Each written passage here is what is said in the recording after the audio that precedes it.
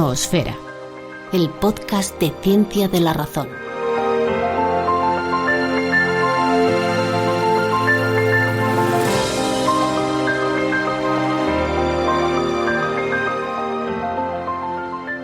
Si esta noche miras al cielo, es posible que veas un punto ligeramente más brillante que las estrellas. Notarás que tiene un fulgor rojizo anaranjado. De hecho, su color ha inspirado mitos tan antiguos como la civilización. Fue el dios de la guerra, y grandes compositores obraron milagros musicales en su nombre.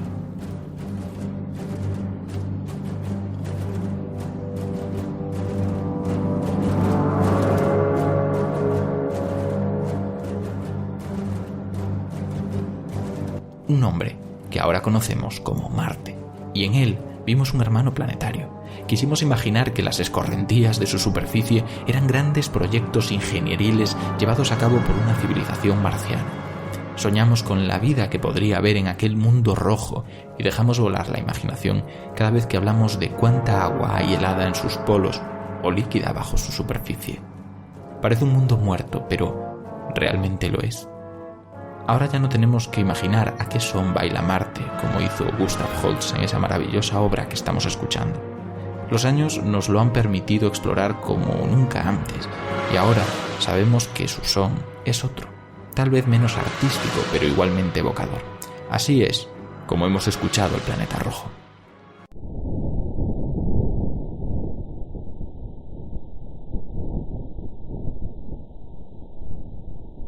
Un sonido que tiene truco, pero el sonido de otro mundo al fin y al cabo. ¿Qué más nos queda por descubrir entre sus dunas? Mi nombre es Ignacio Crespo y esto es Noosfera, el podcast de Ciencia de la Razón.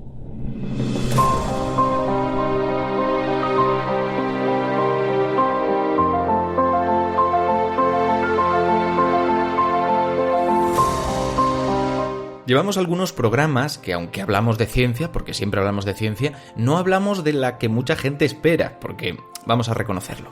Entre las muchas ciencias que podríamos tratar, la astronomía llama mucho la atención. Y hay gente que incluso la asocia como la única ciencia posible. No sé si Jordi estará de acuerdo, vamos a presentarle primero, porque Jordi es uno de nuestros colaboradores y articulistas en La Razón. Es graduado en Ingeniería Mecánica y divulgador científico, autor del blog Ciencia Sofá y del canal de YouTube del mismo nombre. Además de esto, tiene 3 libros divulgativos publicados por Ediciones Paidós, es editor y redactor de la colección Atlas del Cosmos de National Geographic y colaborador en este podcast. ¿Qué tal, Jordi? Bien, encantado. No sé si la astronomía sería la única ciencia válida, pero de cara al público a veces sí que lo parece, porque normalmente cuando hablas de astronomía en divulgación suelen funcionar bien los vídeos, artículos o lo que sea. Justo. Y a ti te ha pasado un poco parecido, ¿no? Tú eres ingeniero mecánico, como hemos dicho, pero divulgas sobre todo de astronomía y geología. Sí. Pero bueno, por afición, no por otra cosa. No, claro. Pero por eso, afición, algo te llama. Pero a quien desde luego llaman estas dos disciplinas es a nuestra invitada de hoy, que como siempre son los protagonistas de estos programas, que vengan los científicos a hablar de su ciencia.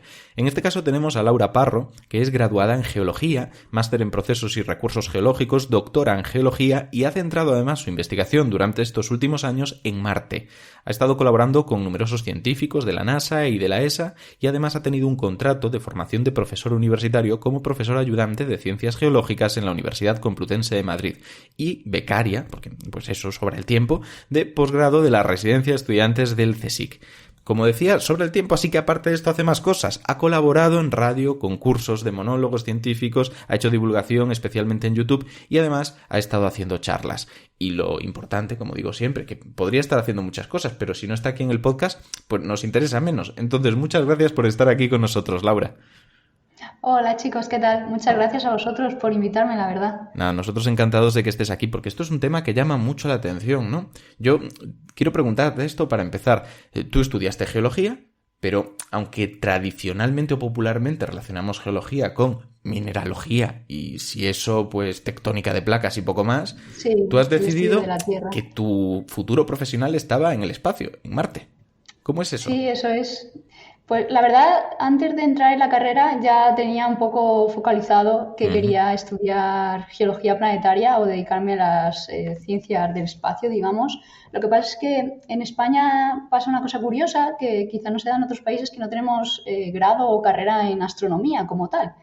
Entonces, bueno, yo cuando empecé me gustaba también mucho la geología y dije, bueno, voy a ir por la rama de geología y dedicarme luego a especializarme en geología planetaria. Y así es un poco lo que hice. Luego ya evidentemente podemos hablar de por qué centrarse en un cuerpo o en otro, que eso también tiene bastante... Sí, esa es una de las preguntas que nos han dejado. Pero... Sí. Pero sí, así fue un poquito. Yo además di astronomía en el instituto, creo que no mucha gente tiene la oportunidad. Entonces, bueno, de ahí me vino un poquito la afición y dije, pues mira, voy a juntar estas dos ramas, digamos, y especializarme por ahí. O sea, sin intentar hacer apología de nada, pero me estás diciendo que tal vez una buena enseñanza en bachillerato orientada a disciplinas reales abrió tus ojos a tu verdadera vocación. ¡Qué cosa más extraña! Puede ser, qué cosas, ¿verdad? Vaya, sí, madre mía. Yo creo que llama mucho, desde luego. O sea, si yo creo que estaba en cuarto de la ESO, con 14, 15 años, 15, 16...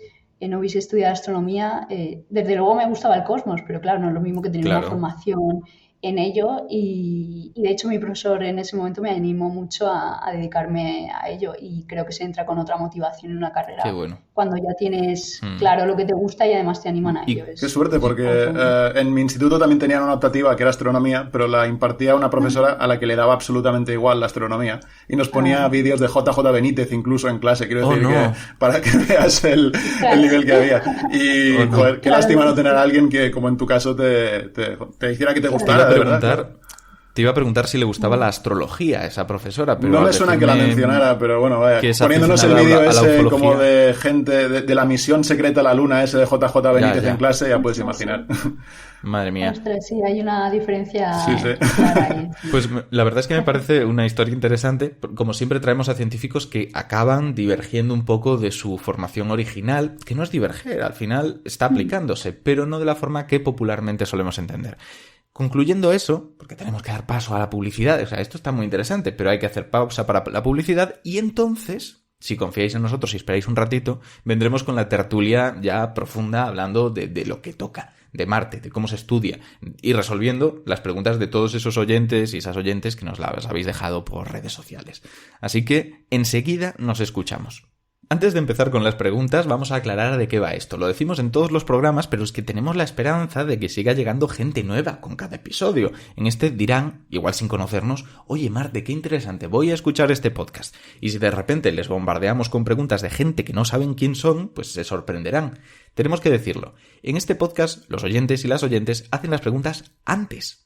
Y esto es muy clave. Las hacen por redes sociales cuando ven una de estas almohadillas, un hashtag, Nosfera, que dice, si pudieras preguntarle cualquier cosa a un experto en tal tema, ¿qué le preguntarías? Y nos dejáis la retahíla. Nosotros las cogemos, las filtramos, se las enviamos al invitado para que podamos acordarlas y tal, y entonces las respondemos por aquí. Por lo que estad atentos por si queréis dejar más en el futuro.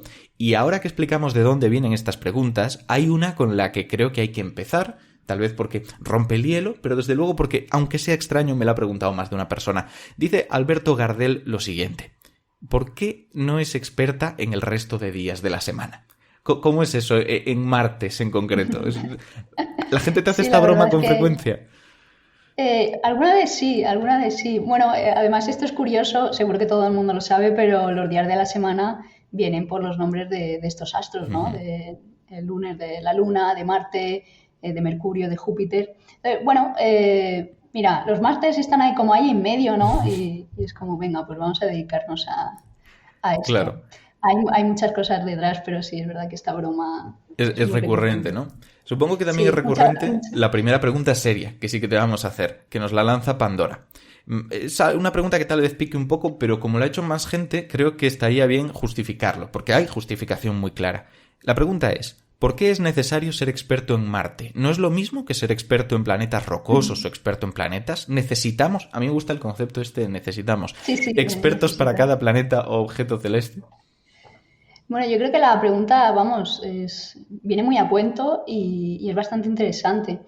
Claro, cuando pensamos en el tipo de científicos que pueden trabajar en este tema de, a lo mejor, de las ciencias planetarias, no es lo mismo, por ejemplo, los planetas helados o los planetas gaseosos que los planetas terrestres, ¿no? Y ahí podríamos dividir, evidentemente, quizá los geólogos tenemos muchísimo más que aportar a los cuerpos que tienen superficies sólidas. Y en este sentido, ¿por qué especializarse en Marte, no? Bueno, como sabréis, hay un montón de científicos dedicándose a la Tierra y no todos se dedican al mismo tipo de eventos en la Tierra. La Tierra es un planeta súper complejo. Y un poco pasa igual en Marte. Marte fue un planeta muy parecido al terrestre hace miles de millones de años y se pueden investigar desde muchísimos puntos de vista. Es un planeta del que tenemos muchísimos datos, se han enviado muchísimas misiones en estos años, un total de 20 han conseguido su cometido. Entonces, no tenemos suficientes científicos, además, para analizar ahora mismo todos los datos que tenemos de Marte. O sea, no solamente sois necesarios, sino que es necesario que haya más. Es necesario que haya más, eso por supuesto. No, vamos, ya os digo que hay datos para dar y tomar y todo lo que queramos. Entonces, claro, cada cuerpo planetario además tiene sus diferencias y similitudes entre los demás, por la distancia al Sol, por su tamaño, por la configuración, si tiene o no tiene, por ejemplo, campo magnético, si tiene atmósfera. Y bueno, además, como os digo, Marte pues, ha sido el objeto de estudio y de interés durante estos años, yo diría que después de la Luna el que más. Y por eso es necesario que haya gente simplemente centrada en su estudio, porque cada misión tiene unos instrumentos diferentes, por más que yo, el resto de mis compañeros podamos saber de otros cuerpos planetarios, es necesario muchas veces focalizarse en un solo mundo, porque son toneladas de información las que tenemos que leer simplemente de la ciencia que hacemos sobre ello. Has comentado que tal vez después de la Luna, Marte es el segundo cuerpo así astronómico que más atención ha atraído. Y eso me lleva a otra pregunta que nos dejan los oyentes, nos la hace Gata Criminóloga y dice, ¿es realmente Marte tan sexy? ¿O la ficción y las ganas infinitas de encontrar vida o terraformar han influido en ello? Total, yo creo que ahora mismo, bueno, lleva siendo unas décadas el planeta más sexy, el objeto del sistema solar más sexy, yo creo. Esto también viene un poco derivado de nuestro propio fanatismo, también hace unas épocas, de todas las películas, libros, aventuras que han salido de ciencia ficción sobre este mundo, que al final todos nos hemos visto reflejados de alguna manera en que Marte pudo tener vida, bueno, muchas veces hasta se describía que tenía vida. Hemos conseguido muchos hitos tecnológicos también en ese mundo, así que evidentemente es tan sexy también porque hemos conseguido muchas cosas en ese mundo. Claro. Y porque al final ya hemos llegado también a la Luna de alguna forma u otra, hace tiempo que el ser humano no vuelve a la Luna, pero en Marte todavía no se ha conseguido. Y entonces pues todo esto son cosas que se van sumando. Hemos encontrado también, bueno, Marte geológicamente es muy sexy, ya me lo llevo al terreno de la geología, es espectacular, tenemos de los mayores volcanes del sistema solar, tenemos también estructuras gigantes en un planeta que es mucho más chiquitito que la Tierra, más o menos la mitad de tamaño. Entonces es impresionante lo que podemos aprender de este planeta. Además es una visión también de la Tierra antigua, porque Marte, y aquí me meto en geología pura y dura, no parece haber tenido un reciclaje cortical igual que el de la Tierra, no ha tenido tectónica de placas, al menos durante toda su historia. Entonces podemos encontrar rocas muy antiguas. Esto nos para los oyentes esto del reciclaje cortical sería que la corteza del planeta va formándose y destruyéndose, ¿no? Eso es, en la Tierra, como sabemos, tenemos vulcanismo, tenemos esta tectónica de placas que nos va, bueno, durante miles de millones de años, ¿no? Pero muchas veces los terremotos son eventos que de un día para otro vemos como muchas veces la superficie cambia muy rápido.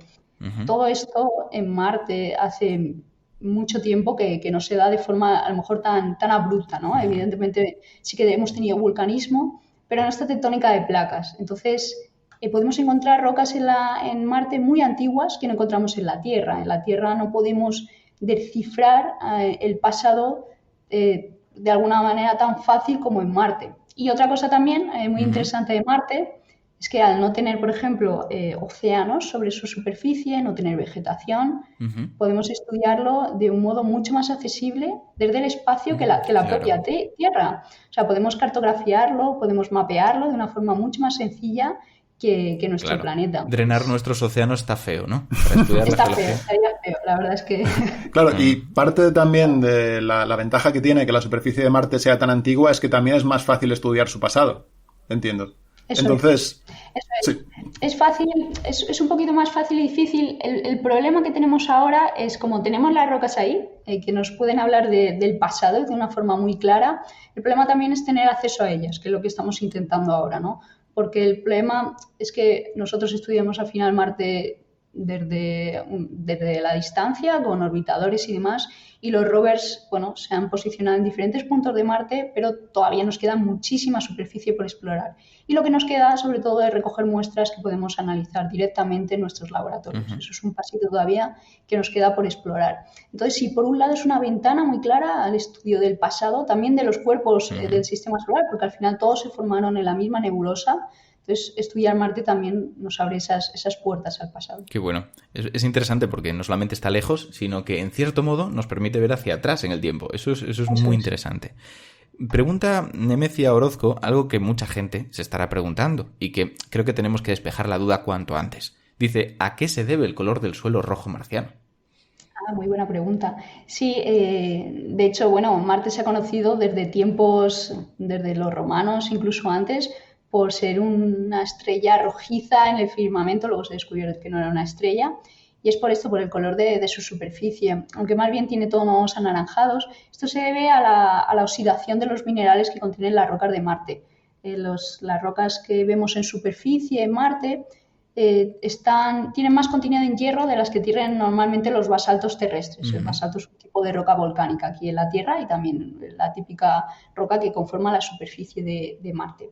Pues tiene unos minerales, estos minerales de hierro, que se oxidan en superficie y dan estos tonos rojizos. Cualquier persona entiende, yo creo, más o menos en qué consiste. Algo así como las médulas, ¿no? En España. Sí. Y lo que pasa es que cuando alguno de los rovers que ha trabajado en superficie ha excavado un poquito sobre la superficie, ya se ve que se elimina este color rojizo, porque al final es solo un tratamiento de la exposición de la roca a la superficie. Luego, en cuanto se excava un poquito, ya se ve el tono típico de los basaltos, pues así más verdecillos, más de color más oscuro. Así que, bueno, es un resultado de la oxidación. Claro, esto a lo mejor algún oyente lo estará pensando, pero el hecho de que la capa superficial de Marte esté oxidada, ¿significa que hay oxígeno en Marte? Claro, pues de alguna forma sí. O sea, digamos, la atmósfera de Marte es muchísimo más tenue que la terrestre, pero está conformada principalmente de CO2. Y también hay veces que por la radiación que le llega de Marte a la superficie, pues el poco vapor de agua que hay también se disocia de alguna manera, y todos estos minerales que hay en superficie se oxidan. Así que de ahí viene un poquito también toda esta interacción. Volviendo un poco hacia atrás a algo que has comentado, has hablado de un volcán en Marte que es el más grande del sistema solar. Nos pregunta Zarrapatistos por eso. Nos dice, Zarrapatistos no, es que están muy apiladas aquí las preguntas. Mohamed Saila dice, ¿por qué hay un volcán como el Monte Olimpo en Marte? ¿Cómo se llega a formar eso? ¿Por qué allí y no aquí? Eso es. Lo que pasa aquí, por ejemplo, en la Tierra, más o menos si tenemos en cuenta la medida del Monte Everest, que seguramente depende de dónde midamos la base, ¿no? Pero es la elevación más alta. El Monte Olimpo le da 1000 vueltas. Tenemos un volcán de 21 kilómetros de alto. Esto se forma gracias a la configuración, lo primero, la configuración de la litosfera del planeta. Voy a intentarlo explicarlo de manera que se entienda un poco. La litosfera, geológicamente, lo definimos como la corteza y parte del manto, ¿vale? De un planeta. Bueno, la litosfera es la encargada de sujetar los grandes edificios, las grandes formaciones de un planeta. ¿Qué pasa? Aquí en la Tierra sabemos que esta litosfera está fragmentada, lo que llamamos tectónica de placas. Esto no ha pasado en Marte. Entonces, cuando tenemos un punto caliente, como pasa en la formación, por ejemplo, de las diferentes islas que se dan en la Tierra, las placas en la Tierra se van moviendo. Entonces se van formando como diferentes islitas, diferentes puntos. ¿Qué pasa? Que en Marte no pasa esto. Entonces hemos tenido un punto caliente durante miles de millones de años en el mismo sitio, formando el Monte Olimpo. Entonces, por eso, gracias a eso, podemos formar unos volcanes tan grandes. También se debe en parte a la gravedad de Marte. Al tener menos gravedad, al ser un cuerpo más pequeñito, bueno, de alguna forma los edificios pueden ser más altos, y también a que la litosfera es más gruesa que la Tierra, entonces puede tener la capacidad de soportar estos grandes volcanes. Claro. Esto a mí me deja anonadado pensar en ello. Claro, es que 20 y pico kilómetros de altura, un volcán, tiene que ser muy espectacular verlo. Pero claro, desde mi ignorancia me pregunto si habrá alguna formación geológica igual de espectacular, tal vez no en tamaño, sino en interés. Y lo mismo pregunta Docta Ignorancia, que te dice, ¿cuál es la estructura geológica que te gustaría investigar in situ? Pues el Monte Olimpo es increíblemente espectacular. Lo que pasa es que hay que verlo, es un volcán en escudo, entonces realmente su base es enorme. O sea, no os penséis que de repente tenemos ahí un pico de 21 kilómetros, el edificio es muy grande. Pero para estructura a mí, que me parece terriblemente impresionante, es, por ejemplo, el Valle Marineris. El Valle Marineris es una estructura también muy característica en Marte. Es todo un cañón tectónico que está, cerquita de este complejo volcánico donde se formó el Monte Olimpo. Y al final esto pues es igual, por las tensiones que ha sufrido la litosfera del planeta, se formaron estructuras que rompen la superficie y forman este gran cañón tectónico. Para que nos hagamos una idea, el Gran Cañón del Colorado, que es un poco la analogía que tenemos terrestre, no es nada comparado al Valle Marineris. El Valle Marineris es muchísimo más grande, muchísimo más ancho, muchísimo más profundo y muchísimo más largo que el Gran Cañón del Colorado. De hecho, si estuviésemos en uno de los lados del Valle Marineris, no veríamos el otro lado. Qué barbaridad. De lo enorme que es. Eso ayuda a visualizarlo, aunque sea un poco paradójico. Es decir, no puedes verlo, ayuda. Sí. Y luego, Marte también, otra cosa muy espectacular que tiene son grandes canales de antiguos paleorríos, digamos, en la superficie. Entonces, si iríamos a Marte, veríamos un montón de cauces de antiguos ríos y también, sobre todo, algo que no se da mucho en la Tierra y es ver grandes cráteres de impacto. Esto parece que no, pero no estamos muy acostumbrados los humanos a ver este tipo de estructuras. Hay alguna en la Tierra, por supuesto, pero creo que también sería muy espectacular estar en el borde de un gran anillo, de un gran cráter de impacto y ver lo enorme que puede ser que una roca del espacio te llegue a la superficie y formar ese gran cráter de impacto. De hecho, como pequeño apunte, como aficionado a los meteoritos, en Marte es muy fácil encontrar meteoritos porque como el terreno es tan antiguo, se han estado ahí acumulando sobre la superficie durante miles de millones de años y de hecho los rovers han encontrado algún meteorito metálico en Marte. Es súper curioso. O sea, que aparte de los cráteres de impacto, incluso meteoritos también podrías encontrar en la superficie. Pues, y además muy, muy interesante lo que decíamos antes, como están ahí preservados, no ha habido nada que de alguna forma los haya eliminado tan fuertemente como en la Tierra, pues más evidencias aún de conocer cómo ha sido la formación del sistema solar. Claro. Muy interesante. Ahora esta pregunta, porque creo que es muy pertinente en este momento, sí que la hace Zarrapatiestos. Ahora no me estoy equivocando. Y has comentado que en Marte no hay tectónica de placas de esta forma, entonces la pregunta es, ¿en Marte hay terremotos? En Marte y terremotos. Pues es una pregunta que nos estábamos haciendo prácticamente yo creo todos los científicos que trabajamos en Marte desde hace años y esto es algo que nos ha sacado de dudas hace poco la misión InSight de la NASA. Fue un aterrizador que aterrizó en el año, llegó a Marte, fue mandada en el año 2018, que es una misión que iba a ser mandada un poquito antes, en el 2016, y es una misión puramente geofísica, es decir, para entender el interior de Marte. Y la respuesta fue sí, Marte tiene terremotos o martemotos, según queramos llamarlos. Esta es válida cualquiera de las dos opciones. Y hemos visto, llevamos solo un año de análisis de registro de terremotos en Marte y hemos visto que la tasa es bastante importante. Creíamos que iba a ser menor, de hecho. Lo que pasa es que no se ha detectado ningún terremoto muy grande, digamos. La tasa más o menos, pues pueden ser los típicos terremotos que se dan aquí en la Tierra, de forma más o menos estable en los continentes. Y sí que hemos encontrado algunos entre magnitud entre 3 y 4, que ya son un poquito más grandes en intensidad. Y sí, así que la respuesta es sí, que sí, Marte tiene terremotos. ¿Por qué son debidos? Justo iba a preguntar eso. Sí. En la zona donde aterrizó InSight, que es al final un poco el radio que tiene para analizar este tipo de terremotos, es una zona que tiene cercana a una zona que fue relativamente activa hace poquito tiempo, hace unos 10 millones de años. Aviso a los que no sean geólogos, para nosotros más o menos 1 millón de años es como un segundo, o sea que más o menos 10 millones de años es ayer. Así que, tenemos una zona bastante activa, cerquita, y entonces se cree que puede venir de ahí la actividad. Bueno, se está analizando todavía. Hay varias posibilidades, si sea simplemente por, digamos, la rotura de la superficie que va acumulando energía, pues como cualquier terremoto y de repente se rompe, o también se ha visto que puede ser por la intrusión de lavas más o menos jóvenes. Se cree que todavía puede haber más o menos vulcanismo reciente en el planeta. Entonces, bueno, por la intrusión de ese vulcanismo puede ser que se haya dado alguno de estos terremotos.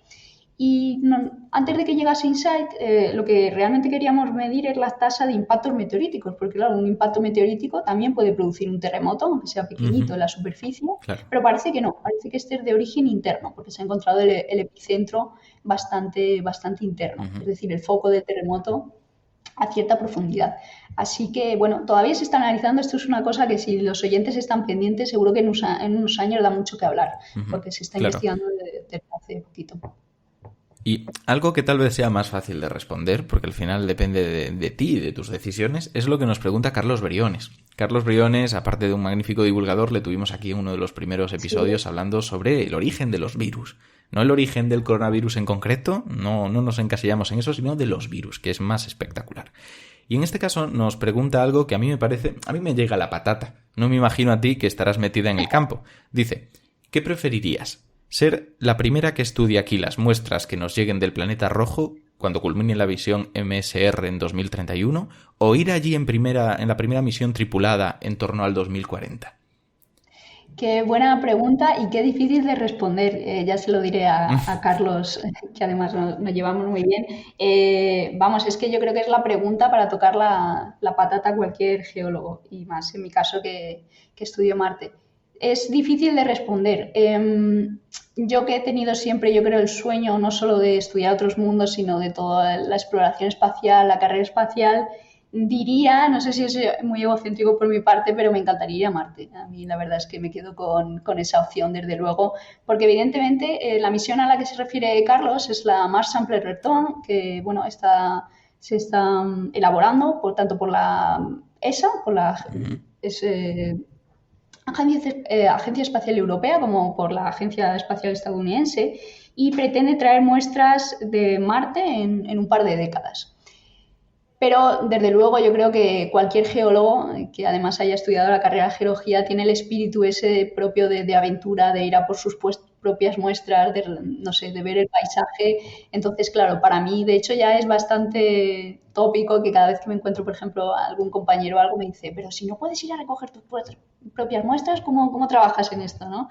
Entonces, bueno, sí que sería, para mí, sería un sueño, aunque no creo que vaya a llegar a pasar, porque evidentemente alguien que quiera llegar a Marte o que vaya a llegar a Marte próximamente necesita un entrenamiento espectacular. Cualquier astronauta necesita décadas de entrenamiento, así que bueno, ojalá podamos estar todos en unos años en Marte, pero lo veo complicado. Bueno, mientras tanto, sobre todo lo de todos. Mientras tanto, en la Tierra hay algún que otro meteorito marciano de vez en cuando para ir estudiándolo, sí, así que... Sí, eso sí. Pero, además que, bueno, esos meteoritos que se pueden estudiar, pero por ejemplo, las muestras que traiga Mars Sample Return estarán durante un tiempo en cuarentena.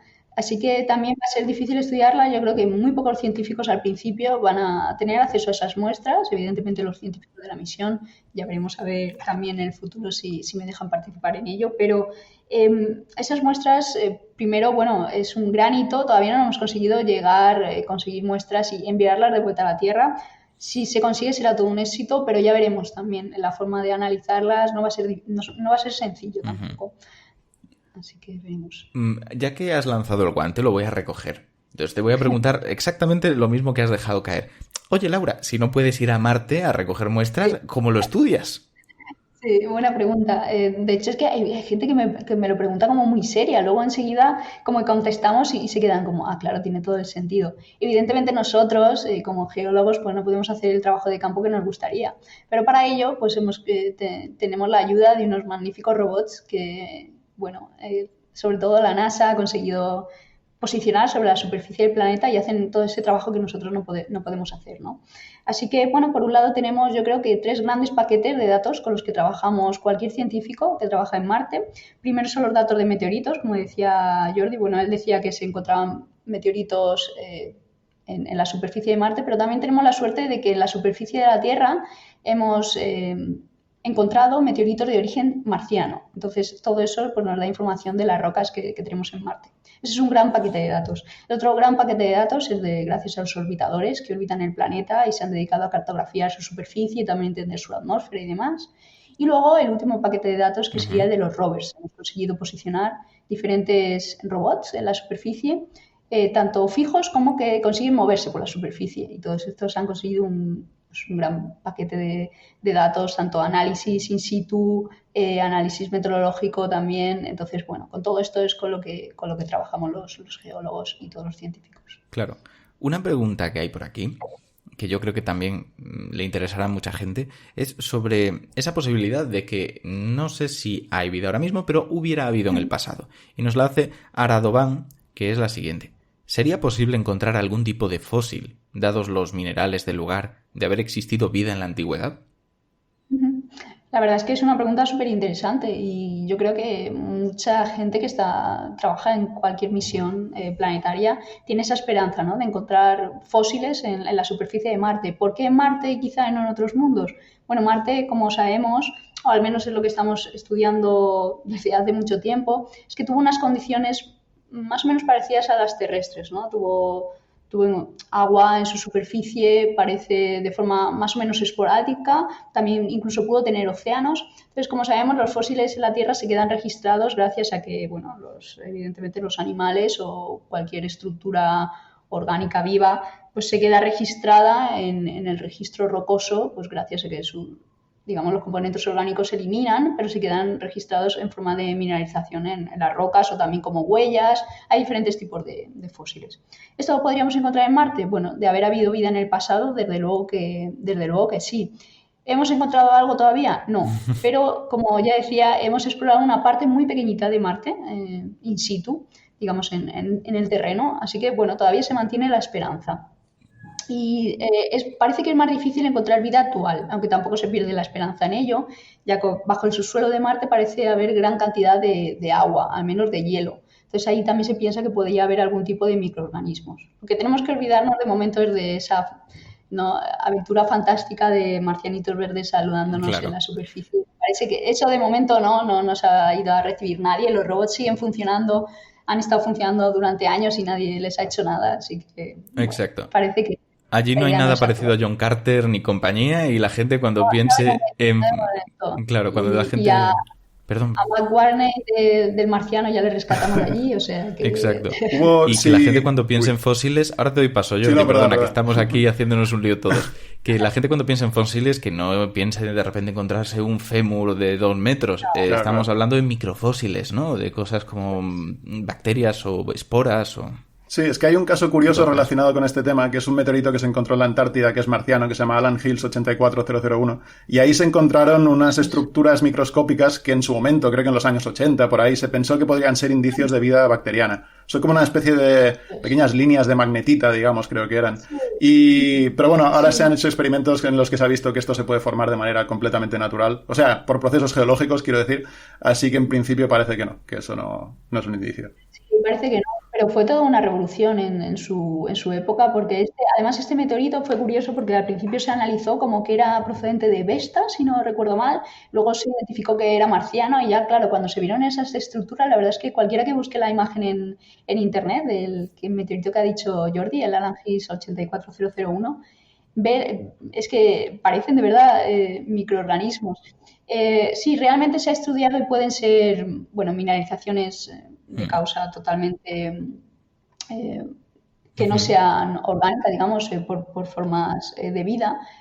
Pero bueno, incluso hasta el día de hoy hay todavía científicos que siguen un poco ahí con la cosa de ¿y si de verdad esto fuese orgánico? Bueno, no lo sabemos. Yo creo que desde luego tendríamos que encontrar muchas más evidencias para asegurar eso. Pero el caso del meteorito fue muy curioso. Claro. Sí. Hablábamos hace poco con Héctor Socas sobre la dificultad de encontrar marcadores que te digan con cierta seguridad que algo es vida o que algo es tecnológico cuando estamos observando el cosmos. Y me parece que la cosa va por esta línea, así que tal vez convendría hacer aquí una parada rápida como cambio de tema, y a la vuelta, aunque seguiremos hablando de geología, vamos a dar respuesta a muchas otras cosas que la gente ha preguntado, porque tenéis una obsesión perturbadora con la terraformación de Marte. De verdad os lo digo, queridos y queridas oyentes, algo os pasa. 2020 en la Tierra no os ha ido bien, pero eso no quiere decir que 2021 en Marte vaya a ir mejor. Vamos a ir todos a Marte. Exacto, lo dejo así porque más del 50% de las preguntas eran de terraformación. Así que todo eso a la vuelta de la publicidad. Volvemos a estar aquí y no es que hayamos mentido, porque hablaremos de terraformación, pero antes de llegar a eso convendría hablar, pues no de la vida que podemos llevar, sino de la vida que tal vez haya o pudiera haber habido. Y algo así nos pregunta Hattori Ninja. Siguiendo esta línea de si la encontramos, ¿cómo la podremos identificar? Nos pregunta que qué marcadores podrían encontrarse en las próximas misiones, marcadores de vida. ¿Tú tienes ahora mismo conocimiento de qué se está haciendo al respecto, de qué se pretende con las próximas misiones? Sí, bueno, en esto trabajan mucho más mis compañeros, por ejemplo, del campo más de la astrobiología. Claro. De hecho, bueno, aquí en Madrid tenemos un centro muy bueno dedicado solo a esto, que es el Centro de Astrobiología. De hecho, cuando entrevistéis a Carlos, él trabaja allí, lo conoce seguro mucho mejor que yo, pero sí, hasta ahora, digamos, los robots que hemos mandado en el sentido de la exploración de Marte han sido mucho más de corte tipo geológico, ¿no? De entender un poco la formación del planeta, las diferentes estructuras, buscando el agua, ¿no? Era el lema de la NASA hasta ahora. Y ahora un poco el lema es otro, es realmente descifrar si ha habido vida o no, porque como decías tú, Ignacio, ahora nos meteremos en el tema de la terraformación, pero creo que todo lo que estamos intentando todos los científicos es primero asegurar que no haya vida autóctona, digamos, en el planeta, porque si no, en el momento que llega un ser humano, eso no lo hemos cargado de alguna forma.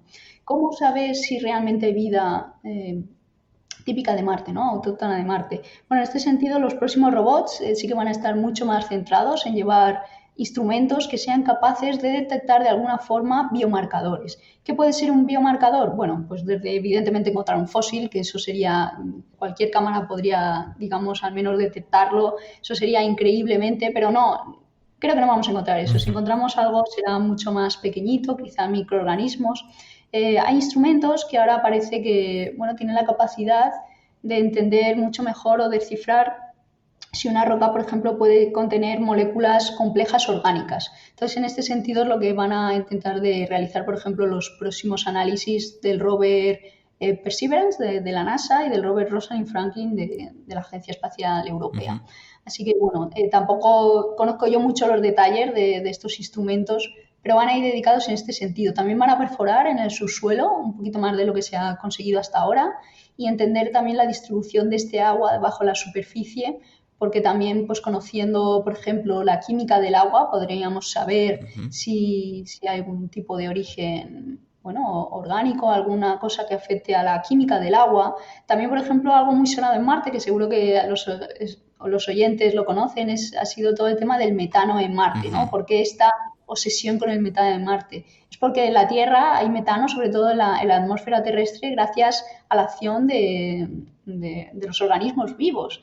Entonces, en Marte parece que de vez en cuando se detectan puntos de metano que llegan hasta las capas altas de la atmósfera, y este metano, bueno, puede ser de origen geológico, pero también puede ser de origen biológico, evidentemente. Claro. Es algo que todavía tenemos que resolver. Pues eso podría ser un biomarcador. Al final es una señal inequívoca de vida en otro planeta. Es difícil de conseguir, pero a ver si con las siguientes misiones se llega a... Claro.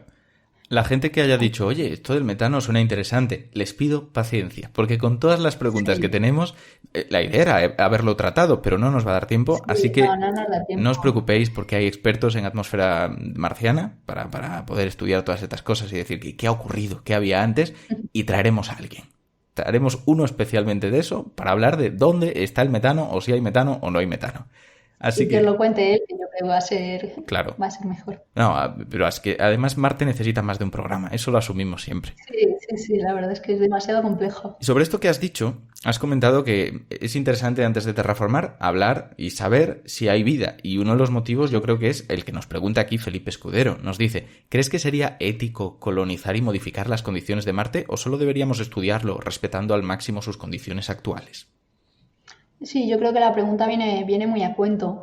Desde luego yo creo que ahora mismo en el punto que estamos, además el viaje a Marte todavía es algo muy difícil tecnológicamente, podemos hablar un poquito más de ello Ujú, ahora próximamente. Creo que hay que respetar un poco al planeta de momento, seguir analizándolo. Todavía nos quedan muchísimas cosas que descubrir sobre este mundo y, y analizar una de esas grandes preguntas, ¿no? Yo creo que los científicos, al final, los investigadores nos movemos para resolver grandes cuestiones. No siempre tiene por qué ser así, pero lo tenemos todos en mente de, ¿hay vida ahí fuera? Vida que se haya formado diferente o de alguna forma haya evolucionado de forma diferente a la que tenemos aquí en la Tierra. Entonces Marte es nuestro laboratorio para ello. Entonces en el momento que vayamos no lo hemos estropeado, ¿no? Así que sí, yo creo que es mejor primero dedicar unas décadas más, todavía creo que queda mucho por descubrir, intentar saber si realmente se han dado primero las condiciones, que parecen que sí, aunque ujú, todavía estamos debatiendo en ello, y sobre todo si se ha podido dar la vida en Marte. ujú. Así que sí, creo que hay que respetar eso todavía, aunque se están metiendo muchas empresas privadas también, como sabéis, en la Mm. exploración marciana. Así que yo no sé qué va a pasar de aquí a unos años, si realmente tendremos que poner más barreras a toda esta protección planetaria que ya existe, de hecho. Así que tendremos que verlo, a ver qué Ujú. pasa. La verdad es que es interesante porque eso de la ética del espacio es una cosa que no se suele pensar, que nombramos muy rápidamente cuando entrevistamos aquí a Luis Montoliu cuando hablamos de bioética y que me parece relevante. Lo que sí que vamos a hacer, porque yo aquí lo que estoy es intentando aplazar hablar de terraformación para enganchar a esos oyentes curiosos y mientras ir colando otras cosas. Entonces, ya es la última cuña, lo prometo, pero teniendo aquí a Laura Parrón no podemos hablar solamente de Marte. Y hay una pregunta que nos deja un poquillo la forma de hilar la pregunta relevante. Nos la hace Juanjo Coro y dice, ¿por qué Marte y no Europa? Me refiero a que prácticamente todas las misiones están enfocadas en Marte, cuando Europa sería, si cabe, más interesante de investigar. ¿Por qué dirías tú que es más interesante? ¿O puedes explicar No, esto un poco? estoy completamente de acuerdo. O sea, a mí, de hecho, me tratan muchas veces como marciana, como experta en Marte. Bueno, yo lo agradezco muchísimo, pero mis inicios, por ejemplo, en investigación se dieron con Europa. O sea, Europa, para mí, desde luego, ahora mismo es, si no el que más, mundo o sitio interesante en el sistema solar donde podrían darse las condiciones de habitabilidad. Que claro, que Europa no nos referimos al continente. Eso es, lo iba a aclarar ahora mismo. Europa es una de las grandes lunas de Júpiter, es uno de los 4 satélites galileanos. Júpiter, como sabéis, tiene estas 4 lunas: Io, Europa, Ganímedes y Calisto, en orden de distancia a Júpiter. Y lo que pasa en Júpiter es que crea un mini sistema solar en potencia, ¿no? Evidentemente Júpiter está mucho más lejos que el Sol y todos estos satélites están mucho más fríos en parte. ¿Qué pasa? Que la interacción entre ellos y con Júpiter genera un calentamiento interno extra que no tienen, por ejemplo, otros cuerpos, ¿no? Así, por ejemplo, Europa tiene un océano de agua líquida interna bajo la superficie helada. Entonces, claro, si tenemos calor, tenemos tantísima agua bajo la superficie, tenemos ya muchas de las condiciones ideales para la vida. Además, se sabe que este océano es salado, así que, bueno, pues digamos que tiene todos estos componentes característicos para que se pueda dar la vida en él. ¿Por qué se sigue investigando más Marte que Europa? Bueno, precisamente por eso, porque hemos mandado muchas más misiones al planeta rojo. También porque está más cerquita. A Marte se tardan unos meses tan solo en llegar cuando está muy cerca de la Tierra. Cada 2 años, más o menos, Marte está cerquita de la Tierra. Por eso los oyentes verán que cada 2 años se mandan misiones a Marte. En cambio, a Europa se tarda un poquito más en llegar. Júpiter está más lejos, ¿no? Ujú. Y tecnológicamente es mucho más difícil analizar Europa porque toda la radiación que existe en torno a Júpiter es muy peligrosa para las naves que mandamos. Y si ya es difícil aterrizar en Marte, imaginaos aterrizar en una luna helada de otro planeta. Claro. Pero fijaos si es tal el interés de este satélite que tanto la NASA como la Agencia Espacial Europea próximamente van a mandar misiones al sistema de Júpiter. Tenemos la sonda JUICE y la sonda Europa Clipper, que viajarán en los próximos años al sistema de Júpiter para analizar Europa. Así que estén atentos, porque va a ser toda una revolución conocer más acerca de este lugar en el sistema solar. Como geóloga, además, trabajar con un mundo congelado como Europa, por ejemplo, que está cubierto por una corteza de hielo, y luego con un mundo rocoso como Marte, debe ser súper diferente en cuanto a la dinámica, ¿no? Entiendo. Es diferente. De hecho, bueno, mi tesis doctoral, que la presenté este lunes pasado, soy doctora de hace unos días nada más, se focalizaba en el estudio interno de ambos, bueno, yo los llamo mundos porque Europa me parece un mundo en propio, pero sí de Marte y de Europa. Son diferentes, evidentemente, pero una cosa que a lo mejor la gente no conoce tanto es que el hielo, a esa temperatura, hablamos de menos 200 grados centígrados, más o menos, menos 178 más o menos, actúa como de forma rocosa, más o menos. Actúa como un sólido que se fractura y se rompe al igual que una roca. Entonces, realmente algunas de las estructuras que encontramos en Europa son bastante parecidas a algunas que tenemos en la Tierra. De hecho, Europa es el único cuerpo del sistema solar que tiene registrada, digamos, una especie de tectónica de placas, algo parecido a lo que tenemos en la Tierra. De ahí también su interés. Así que sí, es muy diferente, pero realmente los científicos planetarios también un poco nos adaptamos a las condiciones de cada mundo, intentamos estudiarlos en profundidad para entenderlos. Uh-huh. Sí que es diferente, pero bueno, algunas analogías pues de estructuras, ya tenemos hechos los ojos a identificar diferentes estructuras, podemos identificarlas tanto en unos mundos como en otros. Uh-huh. Así que de ahí el estudio nuestro. El problema que evidentemente tenemos muchísimos menos datos de este cuerpo uh-huh. que de otros, por ejemplo. Así que necesitamos conocer mucho mejor su superficie, porque también un hito tecnológico que queremos conseguir es mandar una sonda que aterrice sobre la superficie de Europa. Y bueno, esto es algo que casi siempre se ha conseguido en Marte o en la Luna, pero en otros cuerpos es mucho más complicado. Claro. Has dicho una cosa que me parece que es interesante, sobre todo mirando hacia el pasado y viendo cómo ha resultado 2020. Has comentado que el futuro de la exploración marciana es muy prometedor, que a ver qué ocurre en los próximos años y meses, pero claro, recordemos que 2020 muchos decían que iba a ser el año de Marte en cuanto a la exploración que iba a haber allí, las misiones que se iban a enviar. Debe de haber sido un año muy frustrante para alguien que investiga el planeta, ¿no? Sí, no, o sea, en parte sí, porque, bueno, algunas de las misiones se retrasaron un poquito. Como decía, cada 2 años la ventana de lanzamiento está abierta para mandar misiones a Marte, para que tarden poco tiempo en llegar, y 2020 era el gran año de Marte. Y bueno, de alguna forma lo ha sido, pero se ha retrasado todo un poquito. Por ejemplo, la sonda, bueno, el robot Rosalind Franklin de la Agencia Espacial Europea, al final se ha retrasado al 2022, y las naves que sí que han conseguido volar son 3 de ellas, de la NASA, de Emiratos Árabes y de China, que es la primera vez que manda también una sonda sonda y orbitador y aterrizador a este planeta. Así que, bueno, todas, digamos, las ventajas que nos puedan dar estas misiones van a llegar ya en 2021. Así que yo creo que 2021 se convierte en el año grande de Marte a partir de ahora. Claro. Sí. Has dicho que hemos enviado sondas, orbitadores, aterrizadores, rovers. Vale, pero ¿para cuándo colonias? Ahora sí nos metemos en el tema. Ahora sí. Y lo que nos pregunta Josu es, ¿qué hay de real en la terraformación de Marte? ¿Es posible? ¿Merece la pena? ¿Hay alguien trabajando en ello? A ver, gente trabajando en ello siempre va a haber, porque tenemos, yo creo, esa inquietud humana de llegar a otros sitios.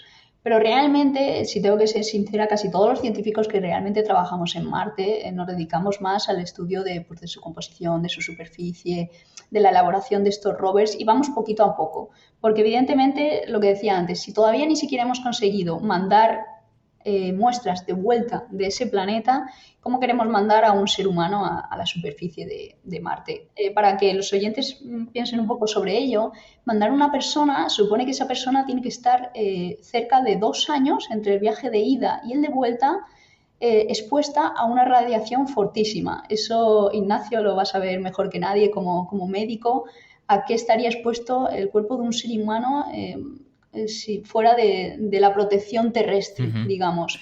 La gente, desde cánceres la gente con esto piensa cánceres, pero cánceres es sobre todo cuando la exposición es baja, pero muy, muy permanente en el tiempo.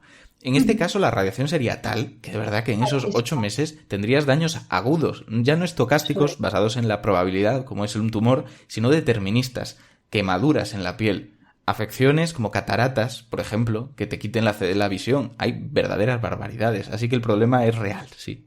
Claro, sí, sí. Y de hecho, esto, por ejemplo, que claro que la gente piense, se está intentando analizar qué le pasa al cuerpo humano, ¿no? Por ejemplo, ahora con las próximas misiones que se quieren conseguir se va a crear una nueva estación espacial, digamos, más alejada de la protección terrestre, que es esta misión Artemisa, también que va a ir en parte a la Luna, para ver cómo se adapta el cuerpo humano fuera de la protección del campo magnético terrestre, fuera de los anillos de Van Allen. Entonces, para ver un poco cómo afecta esta radiación. Entonces, tenemos que ir dando pequeños pasitos. No es tan fácil como, mandamos a una persona, porque mucha gente dice, bueno, pero si hay personas dispuestas a morir allí. Vale, pero tampoco queremos que alguien se fría antes de llegar a Marte, porque entonces sí que no tiene ningún... Y cualquier persona que quiera llegar a Marte es para hacer una labor científica. Entonces, si yo llego a la superficie y me desmayo al primer minuto, pues no tiene mucho sentido. La verdad es que el argumento de hay personas dispuestas a morir por esto me parece controvertido cuanto menos, desde luego. Sí, eso es. Ahí volvemos a la ética también planetaria y volvemos al mismo punto de antes.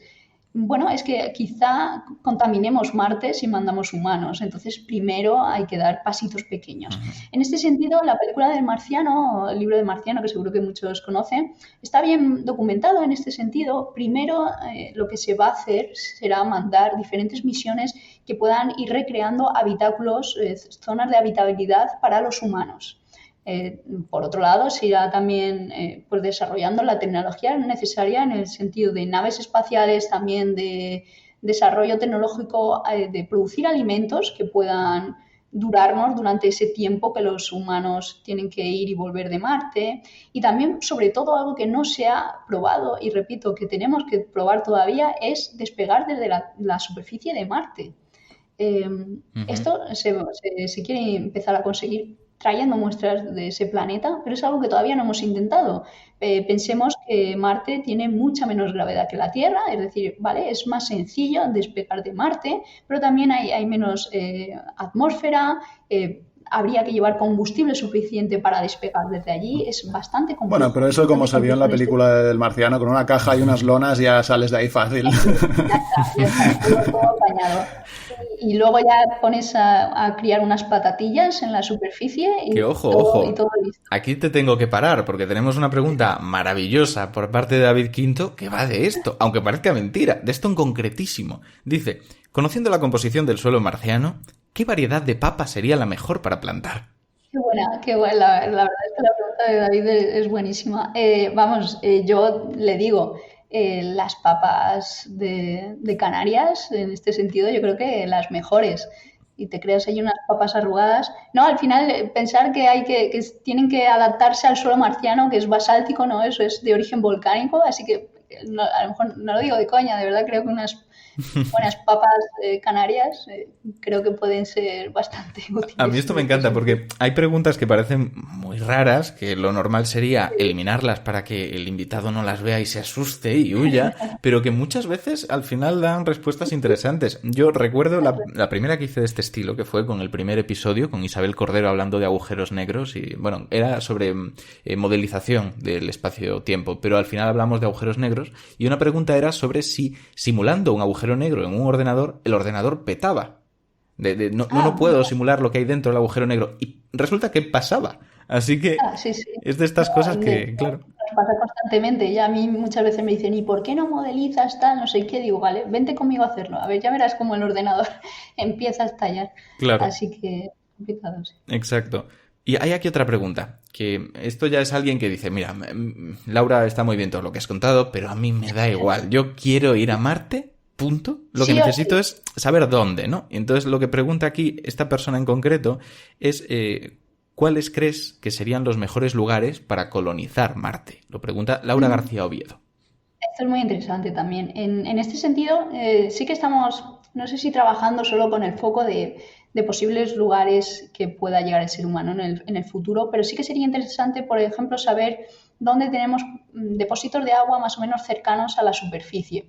En este sentido, la nave Mars Odyssey en el año 2001 cartografió de alguna forma la distribución de hielos sobre la superficie del planeta y siempre pues, intentamos encontrar más evidencias en este sentido. También la sonda Mars Express de la ESA intenta buscar posibles lagos subterráneos, digamos, depósitos de agua líquida, que se ha encontrado alguno. Pero claro, es complicado. Entonces, en este sentido, yo creo que necesitamos analizar más la superficie. Otra gente habla que podría ser muy interesante las cuevas. En Marte, pues ahí se pueden ver en superficie cómo se han formado diferentes cuevas, es decir, que el terreno de alguna forma ha colapsado y hay orificios que de alguna manera podrían proteger un poquito más a los astronautas de la radiación tan peligrosa que llega a la superficie debido a que no tiene campo magnético.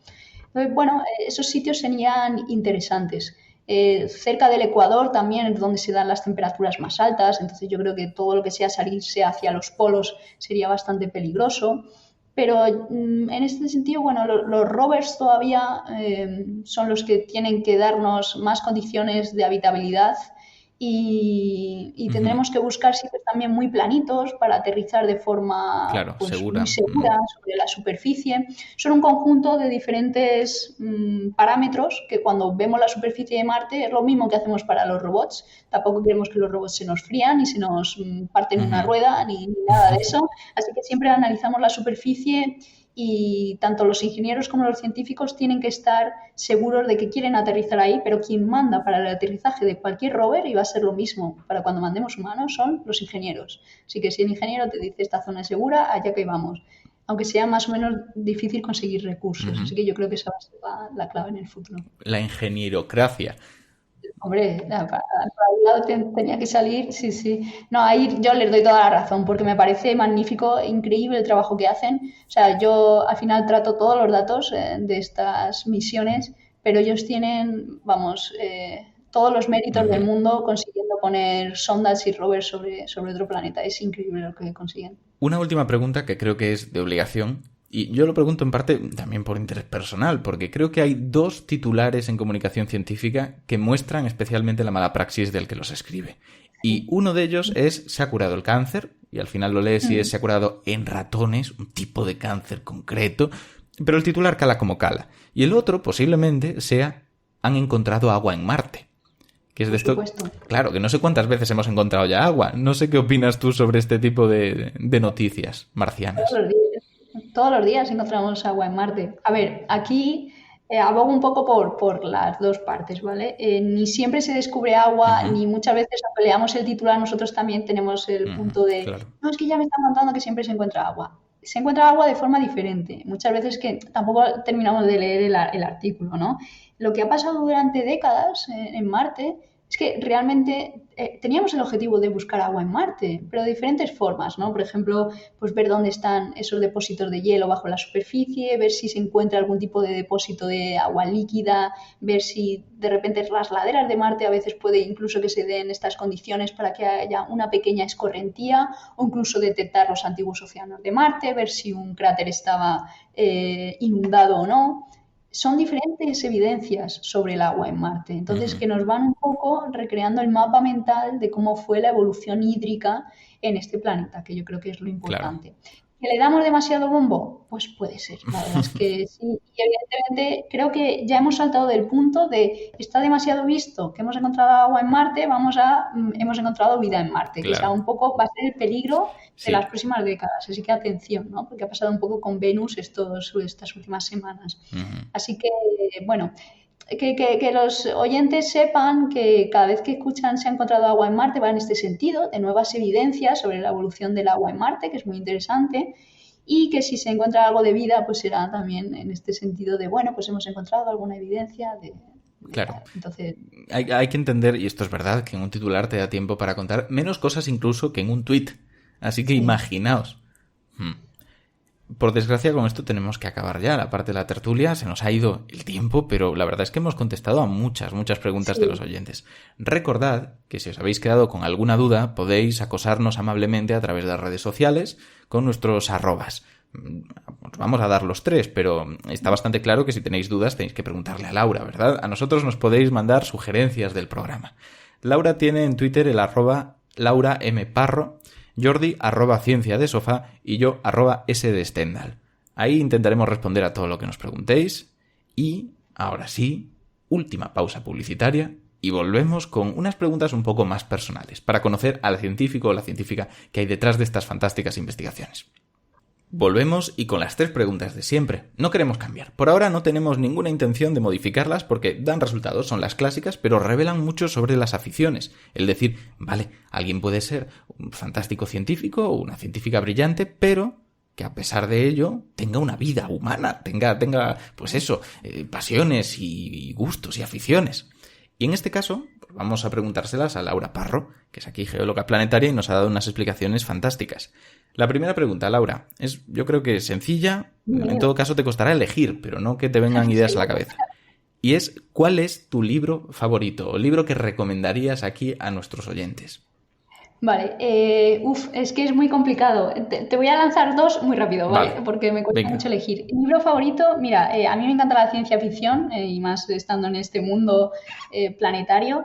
Me encanta El juego de Ender. Seguro que hay mucha gente que lo conoce más por la película. Por favor, leeros el libro. A mí, bueno, me petó mucho la cabeza en su día y habla sobre todo esto, no solo de la exploración espacial, sino qué pasaría cuando nos encontramos con una especie, digamos, inteligente, ¿no? Me parece bastante apropiado dado la temática. Y otro de divulgación científica, porque ya que estamos en el tema, y de mi buen amigo Carlos Briones, voy a recomendar su último libro porque me lo he estado leyendo estos días, de Estamos solos, en busca de otras vidas en el cosmos, de Carlos Briones. Pues me parece una recomendación muy buena y además muy justa, porque cuando vino Carlos no había publicado todavía este libro. Tenía Orígenes, que era en el que había colaborado previamente, que también es fantástico, pero oye, así hacemos completo. Y de verdad me ha sorprendido caer en la cuenta de que en 27 programas es la primera vez que se recomienda a Orson Scott Card con el juego de Ender. Esto es una barbaridad. ¿Cómo puede ser que sea la primera vez? La verdad es que, bueno, el problema de Orson es que también tiene una doble vertiente ahí el señor. No voy a decir mucho sobre él, pero hay gente que no le tiene mucha estima, pero particularmente su historia del juego de Ender me parece increíble. Y para entender esto, en análisis, la ética que hablábamos antes, la ética planetaria, se refleja en el juego de Ender de una forma increíble.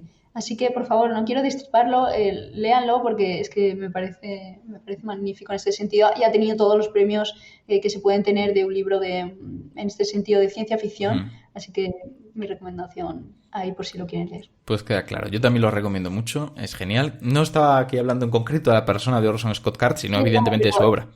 Pero un escritor también, evidentemente. Claro. Y la siguiente pregunta es llevándolo al mundo del cine, que ya has dicho que desde luego no vas a recomendar el juego de Ender en versión cinematográfica, pero claro, ¿qué recomendarías? ¿Qué película recomendarías? Una película que a mí me encanta, yo creo que todo el mundo la habrá visto, pero a mí de verdad es de mis favoritas y hace tiempo que una película no me rompe tanto la cabeza ni los esquemas como fue Origen. Inception en inglés, de Christopher Nolan, me parece magnífica. También es un poco distopía, ciencia ficción, no sabría cómo describirlo. La música es de Hans Zimmer, que seguro que a todo el mundo les suena también, por Interstellar. Y bueno, mi recomendación Origen para la gente que no la haya visto porque es una película magnífica. Pues oye, origen que sea. Y la siguiente pregunta, ya es la última, no es ni de cine, ni de libros, ni de nada así. Es sobre aficiones. Una afición que digas, a mí me ha aportado mucho y me gustaría que todo el mundo probara alguna vez en la vida. ¿Qué sería? Pues, la que quieras, ¿eh? Nos han sugerido las cosas más extrañas del mundo. Más exóticas. Bueno, yo soy muy partidaria siempre de combinar la ciencia con el deporte, pero no me voy a meter en trivialidades con el deporte y voy a decir algo que me encanta y me apasiona y a ver si a la gente está de acuerdo conmigo, que son los juegos de mesa modernos. Me encantan, me divierto mucho con ellos y actualmente también se puede hacer muchísima divulgación científica a través de los juegos de mesa, porque muchos están inspirados en temas planetarios y hay uno en concreto, por ejemplo, que fue de los primeros que yo tuve, que me encanta, que es Terraforming Mars, que es de terraformar Marte. Así que, bueno, si la gente quiere explorar, hemos avanzado mucho desde el Monopoly, ¿vale? Así que si le quieren dar una oportunidad, hay juegos de mesa modernos que para los aficionados de recrear, por ejemplo, misiones espaciales, incluso no, aunque no sean científicos, que te hacen pensar mucho y pasar un buen rato con amigos. Lo recomiendo como afición, una afición muy Este bonita. mensaje está dirigido a toda esa gente que ha preguntado sobre la terraformación de Marte. Pues el juego de mesa va de eso, ¿no? De cómo tenemos que ir aumentando la temperatura, cómo tenemos que instalar diferentes, bueno, bosques o océanos en el planeta. Una bobina en torno al Ecuador. Sí, o crear una explosión nuclear para que el planeta se caliente. Hay de las cosas más vastas que te puedas imaginar en el planeta. Lo recomiendo muchísimo, así que ahí lo dejo. Yo iba a decir que es la primera vez que nos recomiendan juegos de mesa en el programa, así que también me parece fantástico. A mí me gustan mucho, sobre todo los juegos de recursos, como estos Eurogames, como el Terraforming Mars. Los Eurogames son increíbles. Una cosa curiosa, claro, vamos a romper aquí la cuarta pared. Recordemos que no grabamos estos programas justo la misma semana que salen, pero ha dado la casualidad de que yo esta misma mañana que estoy haciendo mi lista de Navidad, como todo el mundo, yo he escrito el Terraforming Mars antes de saber que iba a salir. Porque es que ya lo he jugado, pero lo he jugado de amigos y es que es una maravilla. Sí. De hecho está a punto de salir también, que creo que todavía no existe en español, uno muy parecido pero de terraformar, bueno, no se llama Terraform, bueno, sí, Europa. Que se llama Artemisa Project. Por favor, voy a tener que pedir un aumento para comprarme los dos. Sí. Muy bueno. Bueno, pues oye, me lo apunto porque la verdad es que Europa también es fascinante. Es más, haremos un programa de Europa, lo prometemos. Si seguimos aquí a la vuelta de Navidades, si todo sigue fantástico y existe un 2021 después de 2020, pues nosotros... Oye, que necesito saber si encontramos vida o no en Marte, porque si no, yo me quedo ahí un poco fría con todo esto. Última pregunta, como apuesta. ¿Crees que estarás viva cuando eso se sepa? Es que te seguro que sí, es que si no voy yo y la encuentro, ¿sabes? ¿A que voy yo y la encuentro? Con la vida en... No, por favor, tenemos que encontrar algo, aunque sea. Y si no, es que nos rompería tanto los esquemas, porque esto lo decía mucho Carl Sagan, ¿no? Es tanto interesante de si está ahí fuera como si no la encontramos, ¿cómo podemos ser tan especiales en ese sentido, ¿no? No creo que lo seamos, pero lo más próximo que tenemos, todas las condiciones de habitabilidad en el sistema solar, algo tenemos que encontrar. Claro. Así que a ver si lo encontramos. Pues sí. Últimamente los invitados están ahí dinamitando el final porque hacen ellos las mejores frases y luego yo tengo que hacer una conclusión y no sé qué decir. Pero antes de que digáis cualquier otra cosa de valor, voy a despedirme de vosotros. Muchísimas gracias por estar aquí, Jordi. Ha sido un placer tenerte como siempre. Siempre es un placer estar aquí.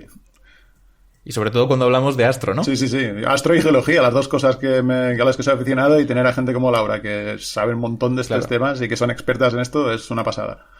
Nada, Jordi, este es tu regalo de Navidad. Gracias. No espero nada más. Y muchísimas gracias, Laura, por venir con nosotros, porque la verdad es que ha sido increíble tus explicaciones y lo claro que ha quedado todo. Sí. Muchísimas gracias, chicos, a ti, Ignacio, y a Jordi también, que como aficionado, bueno, en la geología es que me parece una pasada todo lo que explica siempre. Y a ti, Ignacio, por llevar este programa tan bien, me lo he pasado súper bien. Y gracias por invitarme, de verdad. Nada, gracias a ti. Pues ahora sí, ya está. Hemos despedido a los invitados y me toca intentar superar lo que acaba de decir Laura, pero vamos a quedarnos en algo muy sencillito. Y es esa idea del misterio. Por desgracia, el misterio ha sido pues manipulado o monopolizado por los que hablan de ovnis, los que hablan de espíritus, pero esa sensación mistérica, espiritual, de decir, oye, hay cosas que todavía no sabemos, que hay que investigar. Cosas que hablan de nosotros, de nuestro pasado, de qué va a ocurrir en la Tierra en un futuro. Eso es parte de la ciencia y eso tiene un valor. No podemos darle la espalda. Y eso, por lo tanto, va a implicar una inversión en descubrir cosas que en principio puedan parecernos no aplicables, pero que desde luego nos hablen sobre toda la historia de este universo en el que vivimos. Y por lo tanto, desde aquí, después de toda esta charla, reivindico recuperar la palabra de misterio y desposeerla de todas sus implicaciones espirituales para que podamos hablar de ella con la ciencia y podamos dejar claro que hay mucho más que datos, que hay historias y que esas historias apelan a lo más humano que tenemos. Así que muchísimas gracias a todos y nos vemos en el próximo episodio.